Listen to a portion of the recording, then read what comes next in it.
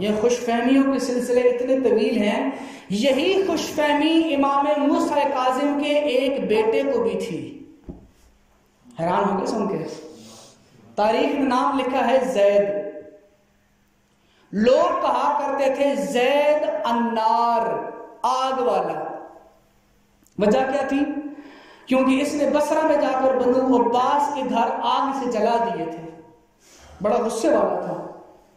نام تھا زید، بیٹا امام موسیٰ کاظم علیہ السلام کا، بھائی امام رضا کا. اس کو بھی اسی طرح کی خوش فہمی تھی، اور کہتے ہیں اس کی کچھ حرکتوں کی وجہ سے امام رضا علیہ السلام انتہائی نالاں تھے، بہت رنجیدہ رہتے تھے اس کی وجہ سے.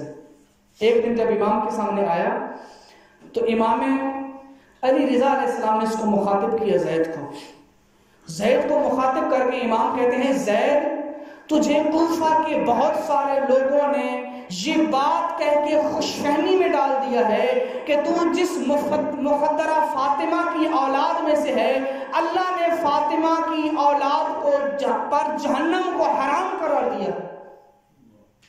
تجھے یہ خوش فہمی ہو گئی ہے کہ تو جناب سیدہ کی اولاد سے ہے، اور یہ کہہ کے تجھے مطمئن کر دیا کہ اولاد سیدہ پر جہنم کی آگ حرام ہے.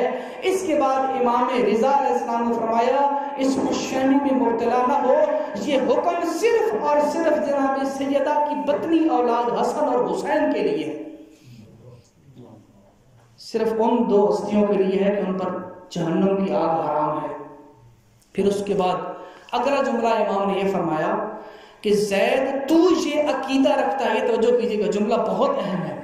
امام فرمایا زید تو یہ عقیدہ رکھتا ہے کہ تو خدا کی نافرمانیاں کر کے جنت میں چلا جائے، اور ادھر سے یہ بھی عقیدہ رکھتا ہے کہ تیرے بابا موسیٰ کاظم رات دن عبادت کر کے اور روزے میں زندگی گزار کے وہ بھی جنت میں جائیں. تو تیرا عقیدہ تو یہ بتا رہا ہے کہ تیرا مقام اللہ کے نزدیک تیرے بابا سے بھی زیادہ ہے، کہ تیرا مقام اللہ کے نزدیک تیرا عقیدہ بتا رہا ہے کہ گویا تو یہ سمجھتا ہے کہ تیرا مقام تیرے بابا امام موسیٰ کاظم سے بھی زیادہ ہے، کہ تجھے گناہوں سمیت قبول کر لیا اور تیرے بابا کو سجدے کرنے پڑے. جب یہ بات یہاں تک پہنچی تو اس کے بعد زید، وہ جس طرح مٹھاس والا لہجہ ہوتا ہے نا، جب سرزنش ہوئی اس پر کہا کہ مولا امام رضا میں آپ کا بھائی ہوں، رشتہ یاد دلایا، دین کی تعلیم دی جا رہی تھی، درمیان میں رشتہ لے کر آئے.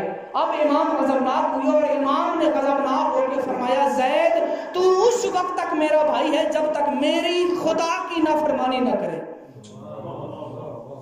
اور پھر امام نے وہ آیت پڑھی جو نوح کے بیٹے کے لیے قرآن میں درج ہے.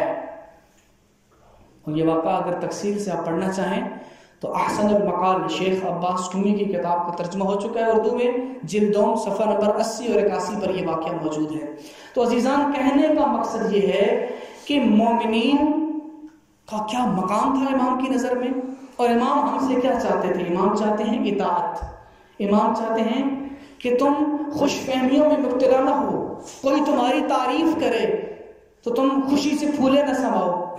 اسی امام کا فرمان ہے لو کانا فی یدک جوزۃ، کہ اگر تیرے ہاتھ میں ایک اخروٹ ہو اور لوگ یہ کہیں کہ یہ موتی ہے، لا ینفعک، ان لوگوں کا اسے موتی کہنا تجھے فائدہ نہیں دے گا.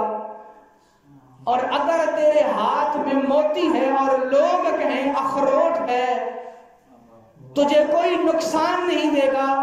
یہ امام کا فرمان تھا اور یہ حقیقت ہے.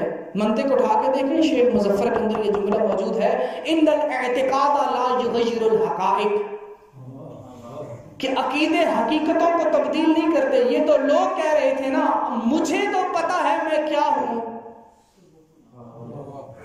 ہمیں تو پتا ہے نا ہم کیا ہیں. تو امام نے فرمایا کہ خوش فہمیوں کے سلسلے اتنے طویل نہ کرو کہ تم اطاعت کے راستے سے ہٹ جاؤ.